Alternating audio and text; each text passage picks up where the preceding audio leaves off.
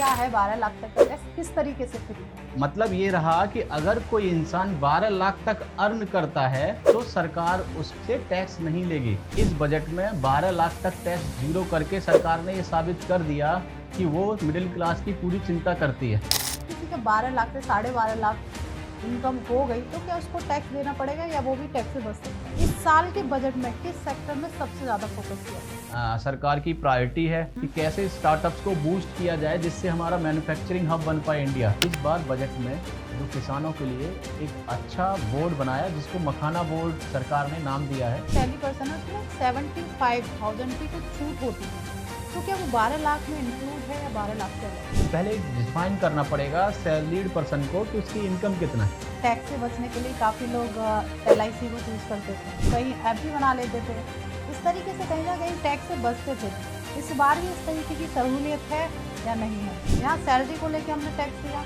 अब वही जो हमारी सैलरी टैक्स के बाद जो आई उसे हमने खाने में भी दिया, तो हम तो हर जगह ही टैक्स पे कर रहे हैं।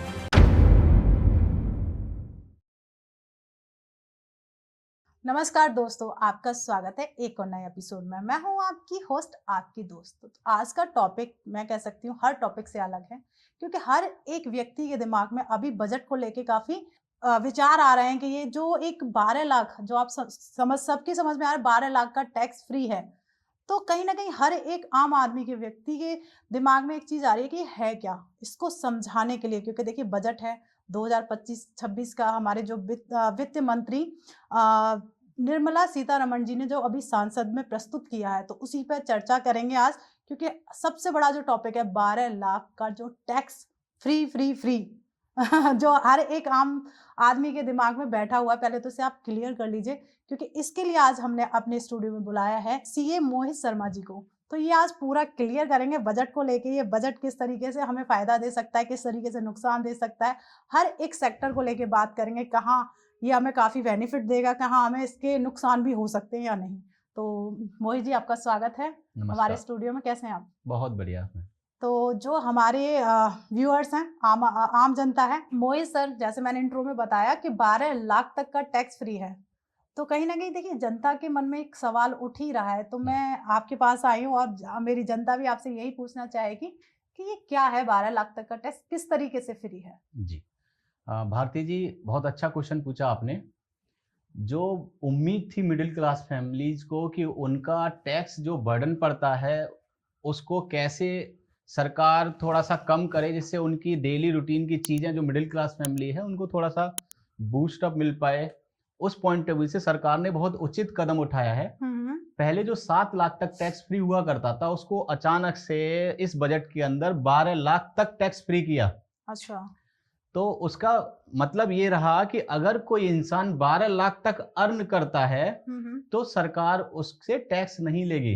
टैक्स का मतलब है इनकम टैक्स के पॉइंट ऑफ व्यू से हम लोग यहाँ डिस्कशन कर रहे हैं। बिल्कुल बिल्कुल, ठीक है, तो मतलब काफी अच्छी चीज है कि काफी पहले अच्छा मतलब जंप किया आम सरकार जनता के लिए, मतलब जी। आम क्या मिडिल क्लास फैमिली के लिए तो ये एक बहुत अच्छा टैक्स एकदम फ्री, क्योंकि 7 लाख तक, और देखिए इनकम कहाँ मिडिल क्लास लोगों की इतनी होती है। राइट। बहुत समय बाद ऐसा बजट लॉन्च हुआ है जिसमें मिडिल क्लास को प्रॉपर टेक केयर किया है सरकार ने।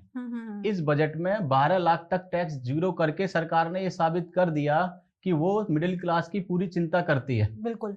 12 लाख तक टैक्स फ्री करने के पीछे सरकार ने ये बहुत उचित कदम उठाया है मिडिल क्लास फैमिलीज के लिए। उसमें टैक्स जो 12 लाख तक जिसकी इनकम है उनसे सरकार बिल्कुल भी टैक्स नहीं चाहती है, लेकिन जो 12 लाख से अगर 1 रुपया भी ऊपर होता है जी, तो पुराने स्लैब के अकॉर्डिंगली ही टैक्स चार्ज किया जाएगा। ये यहाँ पे पब्लिक में ना एक कंफ्यूजन बना हुआ है। मोहित सर, जैसे मान लीजिए किसी की चलो 10 लाख तक की पूरी इनकम है, उस वो तो टैक्स फ्री हो गया। मान लीजिए किसी का 12 लाख से 12.5 लाख इनकम हो गई, तो क्या उसको टैक्स देना पड़ेगा या वो भी टैक्स से बच सकता है? नहीं 12.5 जैसे ही 12 लाख से ऊपर हमारा इनकम क्रॉस करता है, इवन 1 रुपया भी क्रॉस हुआ तो जो पुराना स्लैब चलता था उस स्लैब के अकॉर्डिंगली टैक्स लगेंगे। इनफैक्ट सरकार ने बेनिफिट तो दिया है उस स्लैब्स में, जैसे 3 लाख तक टैक्स जीरो, वो बढ़ा के 4 लाख कर दिया। ये पब्लिक में कंफ्यूजन बना हुआ है कि जब सरकार ने 12 लाख तक टैक्स जीरो कर दिया है तो ये स्लैब 4 लाख से स्टार्ट क्यों हुआ है? वो उन लोगों के लिए स्टार्ट हुआ है जिनकी इनकम 12 लाख से ऊपर है। अच्छा। एक एग्जाम्पल लेके चलते हैं कि आपका इनकम अगर 15 लाख है एक एग्जांपल के लिए, तो आपको 12 लाख तक टैक्स जीरो। नॉर्मल पब्लिक क्या समझती है, मेरा 12 लाख तक टैक्स जीरो हो गया, अगले 3 लाख तक ही मुझे टैक्स देना है, अच्छा, लेकिन ऐसा नहीं है। उन्हें टैक्स शुरू से ही देना पड़ेगा। हाँ, जो 1 लाख मतलब 12 लाख पूरा 15 लाख का आपको टैक्स देना टैक्स पड़ेगा। देना होगा। उसमें स्लैब के अकॉर्डिंगली, जो पुराने स्लैब चलते थे, जैसे 4 लाख तक टैक्स जीरो हो गया, फिर 4 लाख से 8 लाख तक 5% टैक्स लेंगे, 8 लाख से 12 लाख तक 10% टैक्स लिया जाएगा, 12 लाख से 16 लाख तक 15%, ऐसे स्लैब्स बनाए हुए हैं जी सरकार जी ने। जी। तो दोनों में डिफरेंस यही है, 12 लाख तक टैक्स जीरो हो गया आपका अगर 12 लाख तक इनकम है। अगर 12 लाख से ऊपर 1 रुपए भी इनकम एक्स्ट्रा है तो आपको स्लैब के अकॉर्डिंगली टैक्स देना है। ओके, मतलब ये गवर्नमेंट ने क्या बेनिफिट दिया, जो मिडिल क्लास है जिनकी इनकम ही 12 लाख तक है, उनसे सिंगल पेनी नहीं गवर्नमेंट लेना। ओके, तो मतलब काफ़ी अच्छा भी है। और जो लोगों के दिमाग में कन्फ्यूजन है कि अगर ये मैं तो 12 लाख तक फ्री हो गया, देन मुझे 3 लाख का ही टैक्स देना है। हाँ, तो अगर मतलब इनकम ये 15 है तो 3 पर देना नहीं, ऐसा नहीं है। ये कंफ्यूजन का पार्ट है अभी भी हाँ, पब्लिक बिल्कुल हाँ, पर्सपेक्ट ये के पॉइंट ऑफ व्यू से। मैं भी एक मिडिल क्लास फैमिली से ही हूँ, तो कहीं न कहीं ये दिमाग में कन्फ्यूजन क्रिएट हो जी, ही जाता है कि बस मेरे तो 12 तक हो गया, मुझे 3 का ही पे करना है, मतलब वो दिमाग में आएगा, पर वो ऐसा कुछ नहीं है। वो आपको जो स्लैब पुराने स्लैब था उसी हिसाब उसी से। के अकॉर्डिंगली टैक्स लगता तो है। मोहित सर, इस साल के बजट में किस सेक्टर में सबसे ज़्यादा फोकस किया गया? सरकार का जो फोकस है वो मुझे लगता है पिछले 10 साल से manufacturing made in India concept पर ऑलरेडी फोकस्ड है। हुँ, हुँ। स्टार्टअप्स को बढ़ाना सरकार की प्रायोरिटी है हुँ, कि हुँ। कैसे स्टार्टअप्स को बूस्ट किया जाए जिससे हमारा मैन्युफैक्चरिंग हब बन पाए इंडिया, जी, जी। जिससे हम विश्व में अपनी पहचान बना पाए मैन्युफैक्चरिंग के रूप में। हुँ, तो हुँ। सरकार का फिर से इस बजट में भी वही देखने को मिला। क्या देखने को मिला, जैसे स्टार्टअप हैं उनको क्रेडिट जो फंडिंग हुआ करती थी अनसिक्योर्ड, हुँ, वो हुँ। पहले 5 करोड़ तक ही देती थी सरकार। अच्छा। इस साल वो बढ़ा के 10 करोड़ तक आप सीजीटी एमएससी स्कीम के अंदर हुँ, हुँ। गवर्नमेंट अनसिक्योर्ड स्टार्टअप के लिए फंड देने के लिए एलिजिबिलिटी बना रही है। तो कहीं ना कहीं स्टार्टअप को बढ़ाना प्रायोरिटी रही है इससे। तो मोहित सर, इंफ्रास्ट्रक्चर विकास पर सरकार ने जो फोकस दिया है, उससे भारत की आर्थिक वृद्धि पे किस तरह का बढ़ावा मिल सकता है? जी भारती जी, इंफ्रास्ट्रक्चर अपने इकोनॉमिक ग्रोथ के लिए एक मेन अहम रोल प्ले करता है। हुँ, बिल्कुल करता है। जैसे जब जीडीपी हमने देखा लास्ट क्वार्टर का हमारा थोड़ा डाउन गया, जो कि उम्मीद नहीं थी, हमारे बढ़ने की उम्मीद हर इकोनॉमिस्ट कर रहा था। हुँ, हुँ। लेकिन लास्ट क्वार्टर जो दिसंबर निकला है उसमें हमारा जीडीपी कहीं ना कहीं 6% से डाउन हुआ है, हुँ, हुँ। जिसके लिए सरकार फोकस किया है अगर इंफ्रास्ट्रक्चर की तरफ जाने के लिए। और ऑलरेडी सरकार फोकस की हुई थी, आपने देखा होगा लास्ट 10 ईयर्स में इंफ्रास्ट्रक्चर एक मेन अहम रोल प्ले कर रहा है। सरकार बनाए, जैसे रोड्स इतने स्मूथ हुए हैं, बिल्कुल। है ना। तो इससे क्या है, जीडीपी को एक जंप मिलता है। हुँ।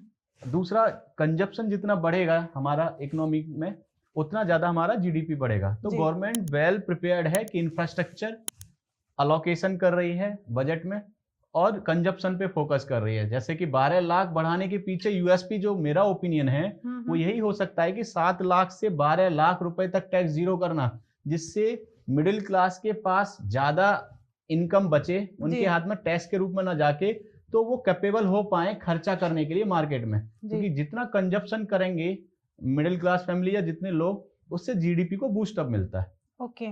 मतलब तो जैसे आपने मिडिल क्लास फैमिली को ले लिया, तो ज़्यादातर ये फैमिलीज़ रूरल एरिया में हैं, जी ग्रामीण क्षेत्रों में हैं, और कृषि विभाग को लेके इन्होंने कोई योजना बनाई है बजट में, जी तो इस पे भी कोई थोड़ी-सी चर्चा करें? जी भारती जी, आपने बहुत अच्छा क्वेश्चन किसानों के पॉइंट ऑफ व्यू से पूछा। जी, जी, जी। इस बार बजट में हुँ, हुँ।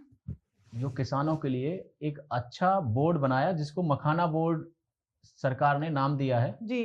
वो मखाना मैन्युफैक्चरर जो किसान हैं, हुँ। जो उपजाते हैं, उन लोगों के लिए गठन किया है बोर्ड का, जिससे सिस्टमैटिक इनकम उनकी इंक्रीज हो पाए, बढ़ पाए। बहुत बढ़िया। जी, जिससे गवर्नमेंट का इसके एक मंशा हो सकती है कि ज़्यादा से ज़्यादा हम एक्सपोर्ट पर फोकस करें, जिससे बाहर की करेंसी हमारे आ पाए और किसान भाइयों को फ़ायदा मिल पाए इसका। बिल्कुल, कहीं न कहीं सरकार किसानों को लेके काफ़ी बिल्कुल, अच्छा हमेशा। सोचती भी है। तो मोहित सर, कहीं न कहीं हर एक कन्फ्यूजन क्रिएट हो रहा है कि जो सैलरी पर्सन लोग हैं, तो सैलरी में जैसे 12 लाख की चर्चा चली रही है कि 12 लाख तक का टैक्स फ्री है, जो सैलरी पर्सन है उसमें ना एक 75,000 की कुछ छूट होती थी। तो जी, क्या वो 12 लाख में इंक्लूड है या 12 लाख से अलग है? बहुत बढ़िया। आपने बहुत अच्छा क्वेश्चन पूछा, बारीकी से इसको थोड़ा समझते हैं, क्योंकि ये बहुत लोगों का कुछ मतलब जानना चाहते हैं, लोगों के डाउट बना हुआ है, पार्ट बना हुआ है डाउट का कि भाई 12 लाख तक तो छूट दे दी सरकार जी ने, जी जी। लेकिन जो पहले स्टैंडर्ड डिडक्शन के नाम पर एक छूट मिलती थी सैलरीड पर्सन को, स्पेशली हम्म। जो जो नौकरी पेशा वाले आदमी हैं उन लोगों को 75,000 रुपए का छूट मिलता है बेसिकली जी। Standard deduction. वो अभी भी मिलती रहेगी। किसी इंसान की अगर 12,75,000 तक इनकम है तो हम ये कह सकते हैं टैक्स जीरो रहेगा, टैक्स जीरो रहेगा, मतलब जो 75% छूट वो भी मिल रही थी वो मिलती भी रहेगी, मिलेगी। कंटिन्यू रहेगी जी। ओके। तो एक मेरा ही पर्सनल है, जैसे कि जो सैलरी वाले लोग हैं उन्हें कहीं ना कहीं 30% का कुछ टैक्स देना पड़ता है। जी तो वो इसी तरीके से अगर मान लो किसी की 1,12,000 सैलरी है, उसमें से 30% देना पड़ेगा, तो 12 लाख में ही आ जाएगा या उसका अलग पार्ट होगा सर? नहीं नहीं, ऐसा नहीं होता। आप पहले डिफाइन करना पड़ेगा सैलरीड पर्सन को कि उसकी इनकम कितना है। सरकार कहती है कि जो छोटे वर्ग के लोग हैं 12 लाख रुपए तक जिसकी इनकम है, अब हम ये बोल सकते हैं स्टैंडर्ड डिडक्शन के बाद 12,75,000 रुपए तक की जिसकी इनकम है उन्हें टैक्स नहीं देना। उससे ऊपर हुई तो पूरा टैक्स देना पड़ेगा। इनकम हुई 1 रुपए भी ज्यादा इनकम हुई तो फिर हम स्लैब के अकॉर्डिंगली ही चलेंगे टैक्स। वो 5%, 10%, 15% प्रॉपर जस्ट क्राइटेरिया था टैक्स कैलकुलेशन का, वही रहेगा। बिल्कुल। तो मतलब ये चीज बहुत कंफ्यूजन क्रिएट ना करें। जैसे मोहित सर ने बहुत अच्छे से एक्सप्लेन किया कि 12,75,000 तक है आपकी सैलरी, तो वहां तक आपको कोई टैक्स नहीं देना। अगर 12,80,000 होती है तो आपको जैसे स्लैब बना हुआ है उस हिसाब से आपको टैक्स देना पड़ेगा। बिल्कुल तो ठीक मैं सही? बिल्कुल ठीक समझा भारती जी, बहुत अच्छा। तो मोहित सर आपने 12 लाख तक तो बता दिया कि 12 लाख तक टैक्स फ्री और 12,75,000 तक टैक्स फ्री। मान लीजिए किसी मिडिल क्लास आदमी की 12 लाख से ऊपर इनकम है, तो उन लोगों के लिए बजट में कुछ आया है सिर्फ, या 12 लाख तक के लोगों के लिए कुछ आया है? नहीं नहीं, सरकार पूरा ध्यान रखती है। इस बार तो खूब अच्छे से बजट के अंदर सरकार ने मुझे लगता है सबके लिए प्रावधान बना दिए, अच्छा अच्छा दिया, जिससे काफी समय से जो पब्लिक ईगरनेस थी कि हमारे को कुछ नहीं मिलता बजट के अंदर, तो वो इस बारी पूरी पोटली खोल के रखी हुई है सरकार ने। तो थोड़ा सा उसमें एक्सप्लेन करें सर। जरूर बिल्कुल। तो देखा जाए कि जिसकी इनकम मान लो 25 लाख रुपए है, तो उन लोगों को कैसे सरकार ने फायदा दिया, वो स्लैब जो हुआ करता था पहले उसको इंक्रीज कर दिए। अच्छा। कैसे इंक्रीज किया? जैसे पहले हुआ करता था 3 लाख तक हम टैक्स नहीं लेंगे, तो अब कर दिया 4 लाख तक हम टैक्स नहीं लेंगे। ठीक है। पहले हुआ करता था 3 लाख से 7 लाख तक 5%, अब हो गया 4 लाख से 8 लाख तक 5%। तो उन्होंने क्या है ब्रैकेट के अंदर बढ़ोतरी कर दी। इससे क्या है हर आदमी चाहे वो जिसकी इनकम कुछ भी हो उसे कुछ तो बेनिफिट मिले बजट से। बिल्कुल, है ना? तो मतलब सरकार ने हर एक व्यक्ति के बारे में सोचा है कि अगर जैसे 3 लाख तक फ्री था, फिर उसे 4 कर दिया, 4 से ऊपर 8 कर दिया, मतलब कहीं ना कहीं उन्हें एक सहूलियत दी है उन्होंने। जी बिल्कुल ठीक समझा। तो बहुत अच्छा, मतलब सरकार का काफी अच्छा डिसीजन है। पहले ना टैक्स से बचने के लिए काफी लोग LIC को चूज करते थे, ठीक है सर, और कहीं FD बना लेते थे। इस तरीके से कहीं ना कहीं टैक्स से बचते थे। इस बार भी इस तरीके की सहूलियत है या नहीं है? देखो सरकार की क्या इच्छा है इस बारे में। सरकार ने ये सोचा कि हमें टैक्स को सिंप्लीफाइड बनाना है जी। मैं ये नहीं कहूंगा हर एक की नियत होती थी, जैसे टैक्स बचाने के लिए FD बनाना, PPF में करना, LIC खरीदना, लेकिन उसमें कहीं ना कहीं गैप था कि कुछ लोग गलत भी दिखा देते थे फिगर्स को। तो सरकार कहती है कि हमें इन लिटिगेशंस में पड़ना ही नहीं है। तो उन्होंने क्या किया, 2 कैटेगराइज बना दिया, एक न्यू रिजीम और एक ओल्ड रिजीम। जी। जो इन्वेस्टमेंट करना चाहते हैं वो ओल्ड रिजीम को फॉलो करके अपना टैक्स बचा सकते हैं। ठीक है। और जो लोग चाहते हैं कि हम न्यू रिजीम के अंदर इन्वेस्ट नहीं करना चाहते, वो न्यू रिजीम का बेनिफिट ले सकते हैं। न्यू रिजीम का बेनिफिट इसलिए ले सकते हैं क्योंकि न्यू रिजीम के अंदर लोअर टैक्स रेट्स हैं। तो सरकार चाहती है सारे लोग आप न्यू रिजीम की तरफ आ सकते हो। अगर आपको टैक्स के पॉइंट ऑफ व्यू से कोई इन्वेस्टमेंट करनी पड़ रही है तो वो ना करके आप न्यू रिजीम फॉलो कर सकते हो। जहां पे भी टैक्स आपका बचता है, दोनों में कंपैरिजन कर लो, ओल्ड रिजीम और न्यू रिजीम, और जिसमें टैक्स में बेनिफिट मिले वो आप गवर्नमेंट को बता दो फाइल करते टाइम। तो आज भी वो फैसिलिटी अवेलेबल है, लेकिन सरकार इसकी तरफ बहुत कम ध्यान दे रही है, क्योंकि जो पहले आज से 15 साल पहले जो छूट मिलती थी 80C की 1.5 लाख रुपए, वो आज भी है। इन्फ्लेशन कहां से कहां तक पहुंच गया जी। तो सरकार इसको बिल्कुल ही चाहती है कि बूस्ट नहीं करना चाहती इन सब अच्छा, चीजों में, नजरअंदाज करना क्योंकि वो चाहते क्या हैं। कहते हैं टैक्स को सिंप्लीफाइड रखना है हाँ, जितना और आसान उतना बढ़िया। लिटिगेशन जिससे ना हो, जी। क्योंकि सरकार को ये अंदाज करना मतलब टैक्स के पॉइंट ऑफ व्यू से ये पकड़ पाना बड़ा मुश्किल था कि कौन सही डिक्लेरेशन दे रहा है और कौन गलत डिक्लेरेशन दे रहा है। बिल्कुल। तो सर जैसे टैक्स की चर्चा पे काफ़ी हम बात भी कर रहे हैं टैक्स को लेके, तो मतलब सरकार ने हर एक चीज़ पे टैक्स है। अगर हम कहीं कुछ खाने भी जाते हैं वहाँ पे भी टैक्स देते हैं। यहाँ सैलरी को लेके हमने टैक्स दिया, ठीक जी। है? अब वही जो हमारी सैलरी टैक्स के बाद जो आई, उसे हमने खाने में भी दिया। अगर हम कहीं मूवी भी देखने जा रहे हैं वहाँ पे भी हम टैक्स पे कर जी। रहे हैं। तो हम तो हर जगह ही टैक्स पे कर रहे हैं। ये आम आदमी के लिए वाकई परेशानी का सबब है, लेकिन आम आदमी को ये समझना होगा कि दोनों टैक्स अलग अलग है। एक होता है डायरेक्ट टैक्स और एक होता है इनडायरेक्ट टैक्स। मतलब फिर भी देना तो आम आदमी को ही पड़ रहा है ना, आम चाहे आद डायरेक्ट हो चाहे इनडायरेक्ट हो, हाँ, जो भी। बिल्कुल ठीक बात है, लेकिन सरकार पूरा ख्याल रखती है इन सब चीजों का। वो इस सेंस में रखती है कि जो इनडायरेक्ट टैक्स है वो लग्जरियस चीजों पे ज्यादा लगाया जाए और जो बेसिक चीजें हैं उन पे कम लगाया जाए।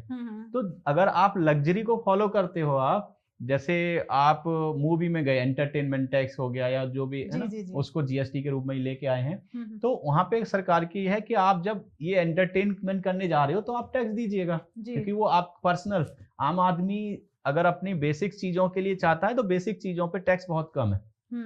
चलो वहां मैं मान लेती हूँ काफी चीजों पे कम है, पर हर एक चीज पे टैक्स है सर। जी बिल्कुल, ये हर कंट्री का रूल है। देखो क्या है, सरकार को अपना देश चलाना है, उस बजट के अंदर सरकार को अपना डिफेंस भी रखना है कि मजबूत रहे, जिससे चीजें डिफेंस के पॉइंट ऑफ व्यू से है ना, तो सरकार को क्या है, हर को बैलेंस करके चलना है। देश को ना बैलेंस करके चलना पड़ता है हर चीज को। जी। क्या हर चीज में, जैसे उसको डिफेंस को भी बैलेंस करना, बजट को, उसके अपने देश को चलाने के लिए पेंशन्स वगैरह जो चलती हैं उनको भी फंड तो चाहिए ना। तो हर देश ने डायरेक्ट और इनडायरेक्ट टैक्स के रूप में अपना कलेक्शन करता है और उसको सही तरीके से इम्प्लीमेंट करता है। इसलिए ये टैक्स तो आएंगे नहीं तो सरकार कैसे चलेगी, बेसिकली देश कैसे चलेगा। बिल्कुल। चलो मैं इस बात से एग्री हो जाती हूँ। मुझे नहीं लगता कि काफी लोग इस बात से एग्री होंगे कि हम, मुझे लगता है हर एक चीज में टैक्स जा रहा है। ये तो आप भी समझ रहे हैं, आप भी जी। टैक्स पे कर रहे हैं, ऐसा जी नहीं कि बिल्कुल। हम ही लोग कर रहे हैं, हर एक इंसान टैक्स पे कर रहा है। बिल्कुल। पर अगर बात आती है कि सहूलियत इन्होंने दी है, पर जैसे लग्जरी पे थोड़ी सी 18% का टैक्स है, और कहीं कहीं तो मुझे, अगर हम मैन्युफैक्चरर में चले जाते हैं या हम कपड़े वाले क्षेत्र में चले जाते हैं, तो वहां पे हर एक कपड़े पे एक अलग टैक्स होता है।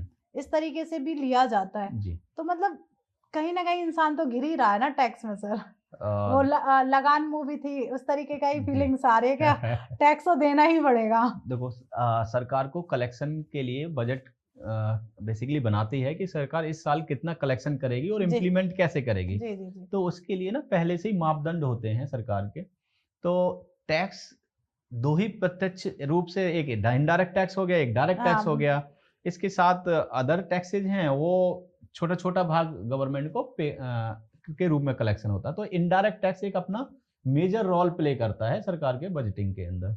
तो सरकार इसको बेवकूफ तो नहीं कर सकती। हाँ, नहीं, ये तो है, वो नहीं वेव कर सकती। मैं तो ये कह सकती हूँ कि चाहे आप कैसे भी ले लो, चाहे जी, आप अब छूट आपने बोला करके ले कि लो। हाँ, लेकिन आपने बोला कि रेट अलग अलग, ये रेट अलग अलग इसीलिए किए गए हैं जिससे बेसिक नीड्स हैं उनके रेट कम हो। जैसे 5% जीएसटी रेट हाँ, होता कहीं पे है ना, 5% है, कहीं लेकिन जो 10% है। जैसे जैसे आप लग्जरी चलते चले जाओ, जैसे टीवी हो गया, जैसे आप बाइक कार हो गए, 28% तक टैक्स है। जी जी जी, है ना। तो बिल्कुल ऐसा। अगर आप गाड़ी लेने जा रहे हो, फॉर्च्यूनर गाड़ी, तो आप सक्षम है सरकार को देने के लिए, तो आप 28% टैक्स दीजिएगा जी जीएसटी बिल्कुल के रूप में। बिल्कुल। ठीक है ना। तो इसमें तो मोहित सर, लोग ना जीएसटी बचा लेते हैं, तो वो किस तरीके से बचाते हैं? जी, जीएसटी बचाना एक लॉ में एक प्रक्रिया दी हुई है। अच्छा। जिसको क्या कहते हैं, सपोज एक बिजनेसमैन है, वो लैपटॉप लेके आया, तो लैपटॉप के ऊपर भी वो जीएसटी दिया उसने, जी। है ना। 18% उसने जीएसटी पे किया। मान लो 1 लाख रुपए का लैपटॉप है, 18,000 रुपए जीएसटी पे जी किया। जी जी। लेकिन जब वो सर्विस देता है, वहां पे मान लो 2 लाख रुपए की सर्विस दी, तो वो 36,000 रुपए कंज्यूमर से लेगा जिसने सर्विस उससे ली है।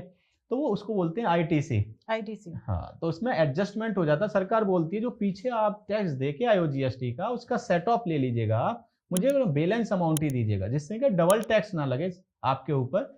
वो कास्केडिंग इफेक्ट को खत्म करने के लिए सरकार ये करती है। जीएसटी बचाना आप एक लेमन लैंग्वेज में लोग समझते हाँ हैं, मतलब लेकिन GST क्या ये लीगल प्रक्रिया है? हाँ मतलब जैसे अगर किसी के पास हम बिल भी लेने जाते हैं तो कहते जी, हैं आप यहाँ 18% लगेगा, बट आप इसे रिवर्ट ले एडजस्ट, सकते हैं। करेक्ट करेक्ट, वही है। बिल्कुल, तो इस तरीके से आपने बड़े अच्छे से एक्सप्लेन किया। तो मोहित सर, मुझे काफ़ी सुनने में भी आ रहा है जब से बजट आया है कि जो हमारे सीनियर सिटीजन्स हैं, उनको भी काफ़ी राहत मिली है इसमें। ऐसा कुछ है टैक्स रिलेटेड उनके लिए? जी, देखो सीनियर सिटीजन्स के लिए क्या किया सरकार ने, जो उनका मोस्टली जो सीनियर सिटीजन्स की इनकम क्या जनरेट होती है, सीनियर सिटीजन जैसे एफडी बना दी, उस हाँ, पे बिल्कुल इंटरेस्ट आ अपना गया, जी, जी। तो ब्याज की इनकम मोस्टली सीनियर सिटीजन्स के पास होती है। तो हुँ, सरकार ने उसको प्रॉपर टेक केयर ये किया है कि जो पहले 50,000 से ऊपर जैसे इंटरेस्ट मिलता था तो 10% टीडीएस काटता था हुँ, हुँ। बैंक, तो उसकी लिमिट बढ़ा के 1 लाख तक कर दिया है सरकार ने। जिससे क्या, अगर किसी की ब्याज 1 लाख रुपए तक भी आ रही है तो उनका टैक्स नहीं कटेगा, जिसको अच्छा, बोलते हैं टीडीएस। टीडीएस। जी। तो मतलब वहाँ पे हमारे बुजुर्गों को काफ़ी फ़ायदा मिल जी, जी, सकता जो है। उनका अमाउंट सरकार के पास चला जाता था, फिर लास्ट में वो आईटीआर भर के क्लेम करते थे या नहीं जो भी है, लेकिन क्या अभी कटेगा ही नहीं। अगर उनकी कटेगा ही नहीं। इनकम 1 लाख तक है ब्याज की तो उनका टीडीएस नहीं कटेगा। ये राहत दिया है अपने बुजुर्ग को। बिल्कुल, तो काफ़ी अच्छी है, मतलब काफ़ी मतलब अच्छा-अच्छा तो मैंने सुन लिया जी, बजट को लेके। तो मतलब ऐसा भी आपके नज़रिए से जब से ये बजट आया है, तो एक कोई फ़ियर फैक्टर भी तो हो सकता है, जी। एक सीए की नज़र से, मतलब मैं ये हाँ, जानना बिल्कुल ठीक चाहूँगी। बोला आपने। ये तो बहुत ज़रूरी था कि अच्छा, फ़ियर फैक्टर क्या बोल सकते हैं हम लोग कि जब बजट अनाउंस हुआ है, हुँ, उसके साथ में एक लाइन ऐड की गई है कि नया डायरेक्ट टैक्स कोड लेके आने वाली है सरकार। अच्छा मतलब टैक्स को उन्होंने कर दिया, जो उसके बाद एक हमारा लाइन नीचे लिख के भी दिया है कि कुछ और भी आ सकता है। जी, बिल्कुल। क्या है, विदिन अ वीक सरकार एक डायरेक्ट टैक्स कोड लेके आने वाली है, जिसमें क्या होगा, जो अभी तक एग्जिस्टिंग लॉ है डायरेक्ट टैक्स एक्ट, हुँ, उसको मॉडरेशन की रिक्वायरमेंट थी, चेंज होने की रिक्वायरमेंट जी, थी। जी, तो जी। जहाँ-जहाँ चेंज की रिक्वायरमेंट है, देखते हैं 1 हफ्ते में सरकार क्या लेके आती है। तो हाँ, ये बिज़नेसमैन के लिए स्पेशली एक फ़ियर फैक्टर बना हुआ है रियली, जी, कि बिज़नेसमैन क्या के हो सकता है नए एक्ट में कहीं ऐसा चेंज ना आ जाए जो सडन बिज़नेस को टैक्स बर्डन डाल दे और उनका जो चल रहा है सिस्टम वो कहीं न कहीं दिक्कत में आ। अरे! तो तो मतलब ये थोड़ा फ़ियर देखो फैक्टर तो है। बिज़नेसमैन के लिए कहीं न कहीं ये प्रॉब्लम हो सकती है, डर जी, बना ही हुआ है उनकी नज़र। तो हमने देखिए सब मिडल क्लास को भी लेके चर्चा की, टैक्स को भी, सैलरी पर्सन को भी लेके चर्चा कर ली, अब करते हैं हम बिज़नेस वालों के लिए। जी। तो उनके लिए कहाँ टैक्स में उन्हें राहत मिली है या फिर जैसा चल रहा था उसी हिसाब से चल रहा है इस बार बजट में? बिज़नेसमैन के लिए टेक केयर पूरा किया गया है, जैसे कि सरकार का सपना भी है हुँ, स्टार्टअप को बूस्ट करना और मेक इन इंडिया के कॉन्सेप्ट को बढ़ाना। बिल्कुल, बिल्कुल। ठीक है ना? तो उनको तो टेक केयर करना ही करना है। जैसे मैंने पहले भी बताया कि उनको जो लोन हो सकता था 5 करोड़ को बढ़ा के 10 करोड़ तक बिना गारंटी के, मतलब बिना कोलेटरल फ्री दे सकती है सरकार, ऐसी अच्छा। स्कीम लेके आई है। हुँ, हुँ। साथ ही जो जो स्लैब है, हुँ, वो एप्लीकेबिलिटी आती है आपकी जैसे प्रोप्राइटरशिप फर्म को किसी ने ओपन किया है इंडिविजुअली, तो वो स्लैब बढ़ा के 3 को 4 लगा दिया, वो उनके लिए भी इक्वली एप्लीकेबल होंगे। मतलब ये बिज़नेसमैन के लिए भी एप्लीकेबिलिटी आ जाएगी वो स्लैब्स की, बेसिकली अगर 12 लाख से ऊपर इनकम है। तो अगर 12 लाख तक की इनकम होता है, प्रॉफिट होता है बिज़नेस से उनको, तो उनको भी माफ़ है। अच्छा, तो मतलब उन्होंने सबको एक लाइन में ही रखा जी, हुआ है। जी। तो काफ़ी अच्छा है, तो अब 1 हफ्ते बाद भी कुछ सुनने को मिल सकता है बजट से रिलेटेड। राइट। बजट से रिलेटेड कहिए गए ना, हम लोग कोड देखेंगे हुँ, इंडिया के अंदर, जो पहले इनकम टैक्स एक्ट 1961 चला आ रहा था, हुँ। उसमें क्या चेंज सरकार लेके आएगी नेक्स्ट वीक में, ये सबका एक वो बोलते हैं बना हुआ है कि क्या आने वाला है, आने एक वाला होता है है। जी, ना कि एक ईगरनेस है कि भाई कोई ऐसा चेंज ना आ जाए सडन के उसकी भरपाई करना बिज़नेसमैन के लिए भारी पड़े। हाँ, अगर हम क्योंकि मैं तो एक पॉजिटिव। हमारे कई पॉडकास्ट चल रहे थे मुझसे, तो उसमें हमारे कई एस्ट्रोलॉजर्स कह रहे हैं कि कुछ उथल-पुथल होगी। ओके। तो मुझे भी ऐसा लग रहा है कि क्या बजट में भी लेके कहीं वो मे बी। हाँ, क्योंकि राइट, जैसे राइट। इस हिसाब से आप कह रहे हैं देखो कि 1 हफ्ते नया लॉ आता है तो इम्प्लीमेंट कराना काफ़ी टफ होता है, लेकिन ठीक है, देखा तो जाएगा। मुझे लग रहा है उन लोगों की भविष्यवाणी सिद्ध होने वाली है कि कुछ नए लॉ आएँगे। उन्होंने भी यही इसी तरीके की भविष्यवाणियाँ की हैं कि नया लॉ बनेगा, जो सरकार के हित में भी वो जनता के हित में भी हो सकता है या जनता जनता के खिलाफ भी हो सकता है कुछ तो ना डायरेक्ट टैक्स कोड तो आने वाला, अनाउंसमेंट हो चुकी है। अब देखते हैं हाँ, आपके तो मतलब मिक्स एंड एस्ट्रोलॉजर। मैच चल रहा है। जी, जी। काफ़ी बढ़िया लग रहा है कि राइट, मतलब राइट। जो चीज़ हम हमारे एस्ट्रोलॉजर्स हमें बोल रहे हैं वो चीज़ आपके द्वारा सुनने को भी मिली है। क्या जी, बात है।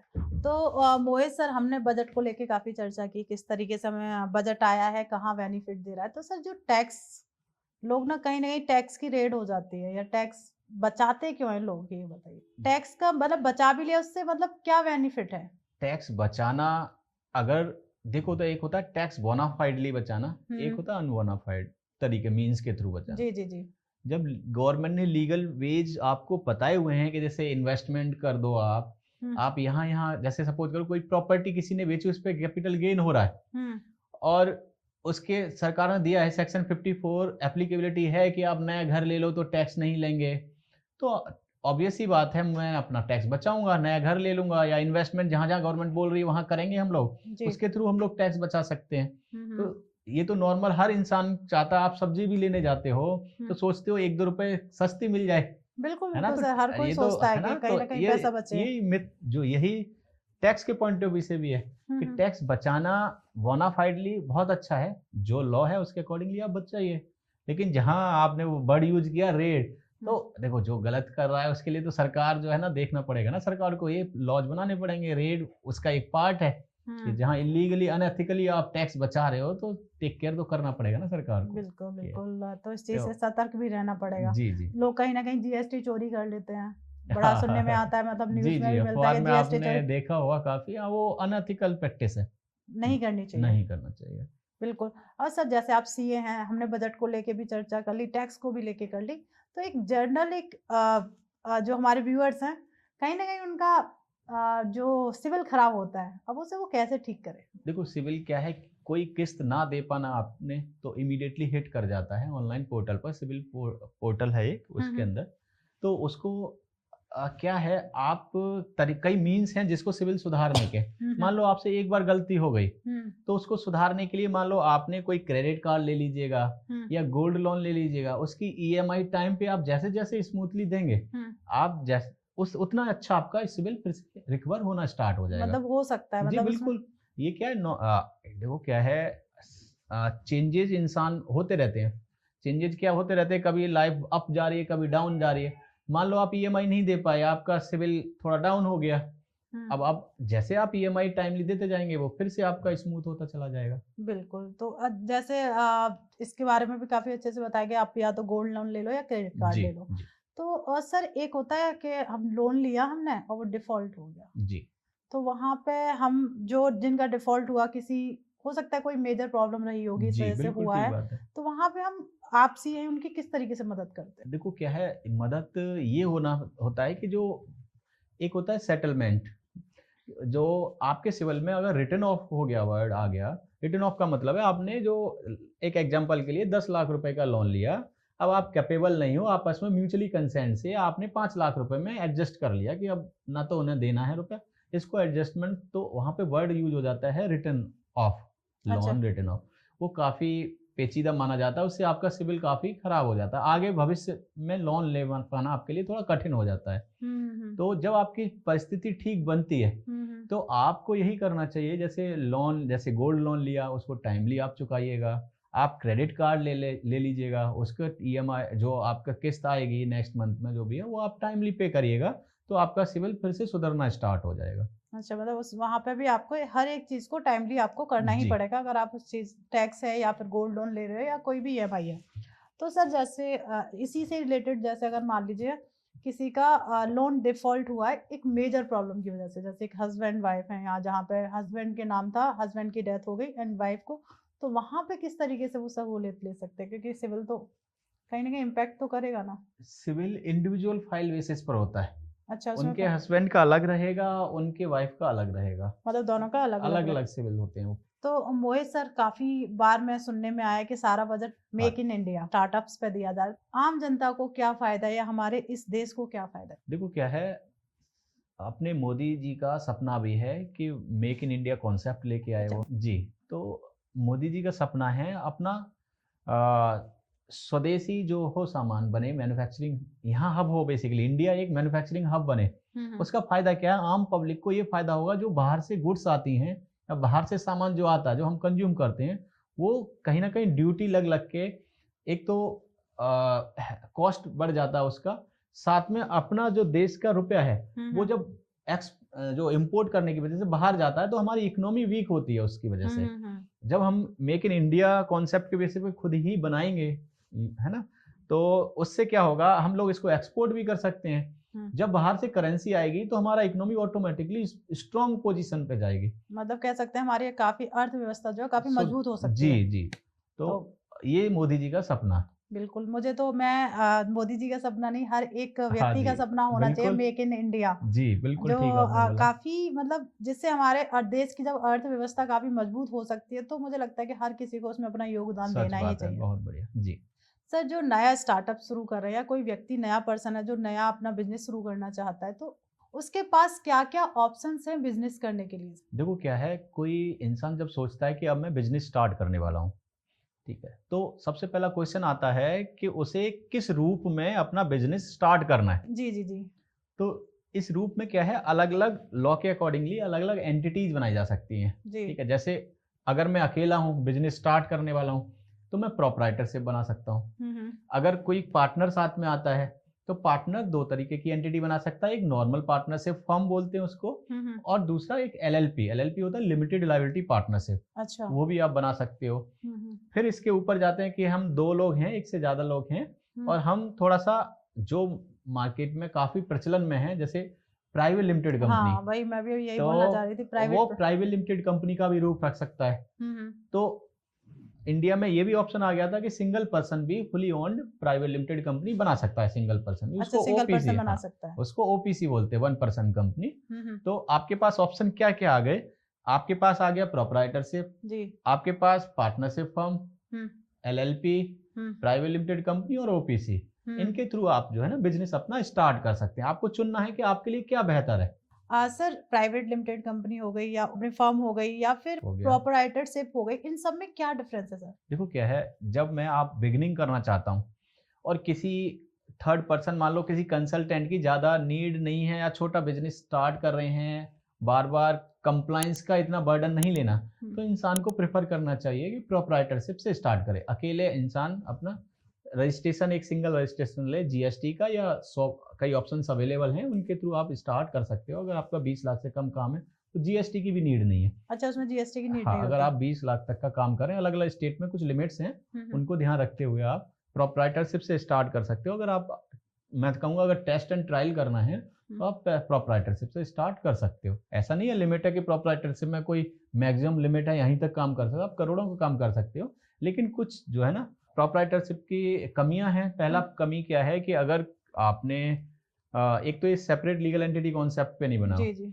ये क्या होता है कि अगर किसी ने स्यू कर दिया आपके, तो पर्सनली आपको स्यू कर सकता है। सपोज करो आपने रेस्टोरेंट स्टार्ट किया प्रोप्राइटरशिप में, जी। और किसी खाने की वजह से किसी को दिक्कत हुआ, हुँ। है ना, कुछ इंग्रेडिएंट गलत की वजह गलत, से, हाँ, तो वो कुछ। आपको स्यू कर सकता है। इस एग्जांपल से हम समझा, तीनों में बाइफरकेशन समझा सकते हैं। जी, जी, जी। तो स्यू करेगा तो आप पर्सनली आप लायबल हो जाओगे उसकी भरपाई करने के भरपाई लिए। करने के लिए, जी। अब आते हैं हम नॉर्मल पार्टनरशिप फर्म पर। जी, जी। तो नॉर्मल पार्टनरशिप फर्म में भी यही कमी थी कि वो पार्टनरशिप फर्म को भी सीव कर सकता है, हुँ। और आपके पर्सनली जितने पार्टनर्स हैं इसके अंदर, उनको भी सीव कर सकता है। इस कमी को दूर किया गया एलएलपी के अंदर और प्राइवेट लिमिटेड कंपनी के अंदर। अच्छा। सेपरेट लीगल एंटिटी कॉन्सेप्ट क्या है, जो ओनर्स हैं हुँ। उनको अलग ट्रीट करना है, प्राइवेट लिमिटेड कंपनी को एक अलग से इंसान ट्रीट करना है हुँ, लॉ हुँ। की निगाह में।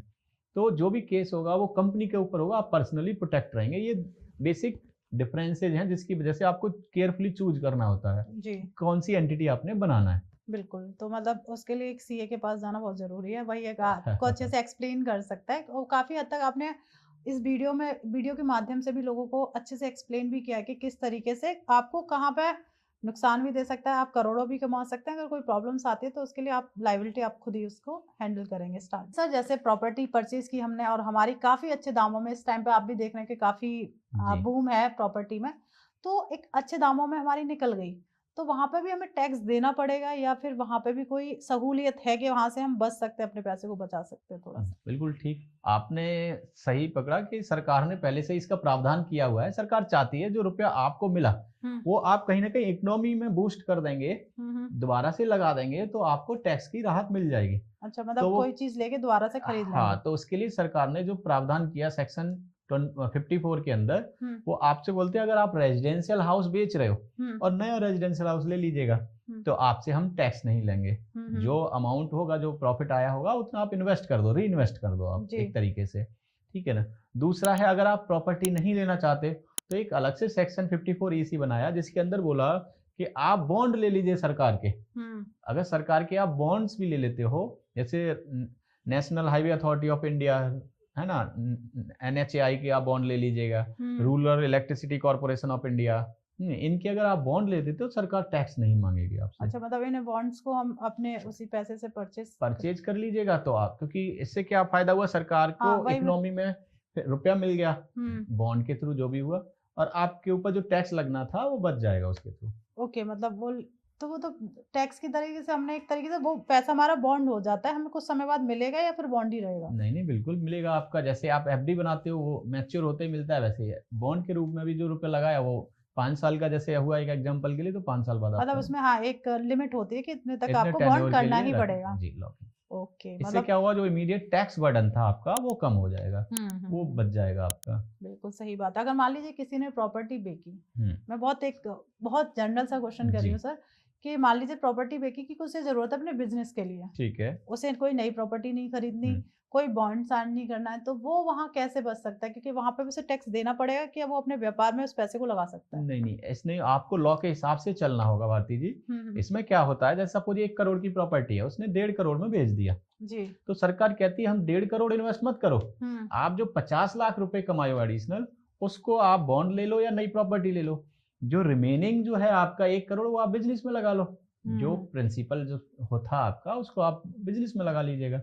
तो जो 50, क्योंकि टैक्स किस पे लगना था, जो प्रॉफिट आपने अर्न किया है, जो निकाला जाता है कॉस्ट इन्फ्लेशन इंडेक्स के अकॉर्डिंगली, कितना LTCG हुआ आपका, तो वो LTCG के अकॉर्डिंगली आप जितना इन्वेस्ट कर देंगे, रिमेनिंग अमाउंट को आप कहीं भी यूटिलाइज करिएगा। ओके, मतलब जो आपका प्रॉफिट है प्रॉपर्टी में, उससे रिलेटेड आपको वो इन्वेस्ट कर दीजिएगा, या तो इन्वेस्ट कर लो, कुछ खरीद लो, जी, या फिर और रिमेनिंग जो अमाउंट था बेल वो उसे आप व्यापार में लगा लीजिएगा, तो मतलब आपको टैक्स भी नहीं लगा और आपका व्यापार भी कर सकते हो। बिल्कुल। तो मतलब काफी एक होता है ना लोगों की कहीं जी ये बस मेरे एक जहन में आया कि मुझे ये पूछना चाहिए, तो मैंने उसी तरीके से पूछा। मुझे लगता है कि ये सही क्वेश्चन था या नहीं मुझे नहीं पता, बस ये था नहीं कि बहुत लोगों की क्वेरी है ये कि हम लोग कैसे कर सकते हैं, टैक्स हाँ हाँ कैसे बचा सकते हैं, लीगल फॉर्म जो गवर्नमेंट के प्रावधान है उसके अकॉर्डिंगली क्या सॉल्यूशन है या नहीं है, तो बिल्कुल ये सॉल्यूशन सरकार ने ऑलरेडी दिए हुए हैं। मोहित सर, आप यहाँ आए, काफी अच्छी आपने एक बजट को लेके काफी अच्छे से एक्सप्लेन किया, कह सकते हैं एक बहुत अच्छी लैंग्वेज में समझाया। आपने इतने अच्छे से एक्सप्लेन किया कि मैं भी उस चीज को अच्छे से समझ पाई कि बजट क्या है और कहाँ हम बचा सकते हैं, कैसे इनके लॉ हैं। मुझे लगता है हर एक व्यूअर्स को बहुत आसानी से समझ में आया होगा।